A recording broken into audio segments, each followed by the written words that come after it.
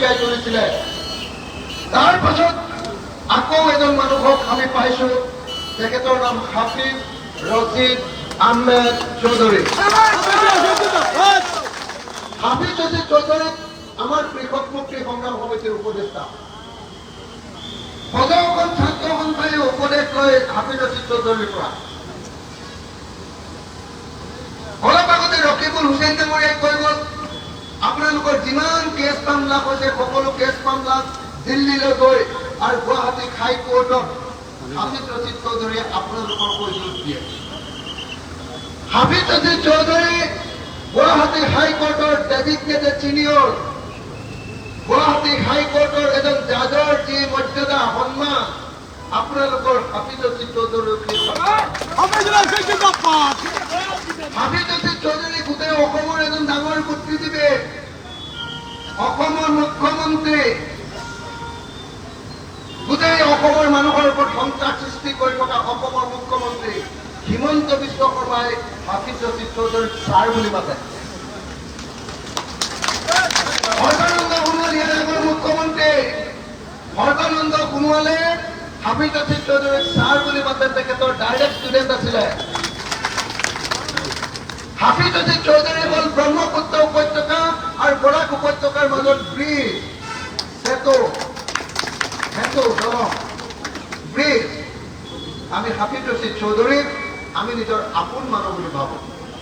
তেখেত বৰাকৰ পৰা গৈছে আৰু মই আপোনালোকক ক'ব খোজো, যদি আপোনালোকে হাফিজ ৰচিদ চৌধুৰীক জিকাই পঠিয়াব পাৰে, তেতিয়াহ'লে বৰাক উপত্যকাত 1947 চনৰ পাছত দ্বিতীয়জন দিল্লীত গৈ বাঘৰ বাচ্চা জন্ম হ'ব।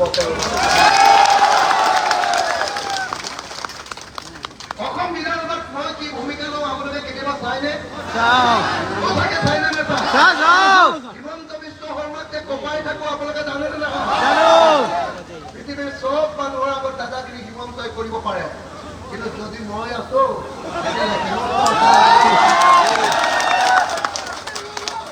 আপোনালোকে নিজে চাই থাকিব। হিমন্ত বিশ্ব শৰ্মাই সেইদিনা মোক কৈছিলে, এটা ধমকি লগাইছে, বোলে তোমাৰ বহুত বেছি হৈছে, তোমাৰ ওপৰত NIA কেছ আছে, আকৌ জেলত ভৰাই দিম। মোক কৈছে, মই কৈছো যে মোক আপুনি কোনো পধ্যে জেলত ভৰাবই নোৱাৰে। মোৰ NIA কেছ আছে বুলি পৃথিৱীৰ চবেই জানে, আৰু NIA কেছ থকাৰ কাৰণে অসমৰ মানুহে মোক NIA কেছৰ পৰা বচাবৰ কাৰণে মই জেলত থাকোঁতেই মোক MLA পাতিছে। হিমন্তই পইচা দিয়ে MLA হয়, মই যে এক পইচা খৰচ মোকতো দেখিলো মোক MLA ভোট দিছে। মই আপোনালোকে ভয় কৰিম বুলি ভাবিছে নেকি? মোক আপোনালোকে NIA কেছ লগালে মানুহে ভোট দি মোক উলিয়াই দিলে, কোৰ্টে মোক খালাচ দিলে। তাৰপিছত আপোনালোকে হাইকোৰ্টত ক'লে যে অখিল গগৈক আকৌ কেছ লগাব লাগে, হাইকোৰ্টে মোৰ ওপৰত আকৌ কেছ লগালে। মই সুপ্ৰিম কোৰ্টলৈ গ'লো, সুপ্ৰিম কোৰ্টে ক'লে অখিল গগৈক আৰু জীৱনত কেতিয়াও গ্ৰেপ্তাৰ কৰিব নোৱাৰে।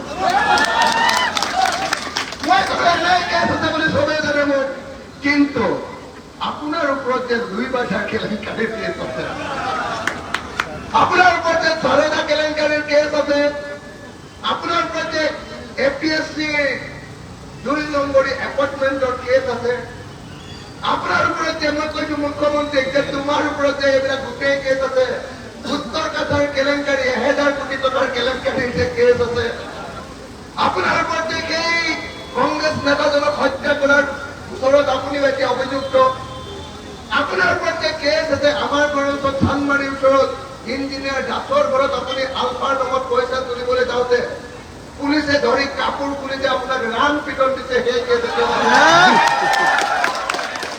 বিধানসভাত কৈ আছো মুখ্যমন্ত্ৰী, বিধানসভাত মই মুখ্যমন্ত্ৰীক কৈ আছো, আৰু মই জানো যে কোনোবা বাঘৰ বাচ্চা নহলে এই কথা মুখ্যমন্ত্ৰীৰ সন্মুখত কোৱা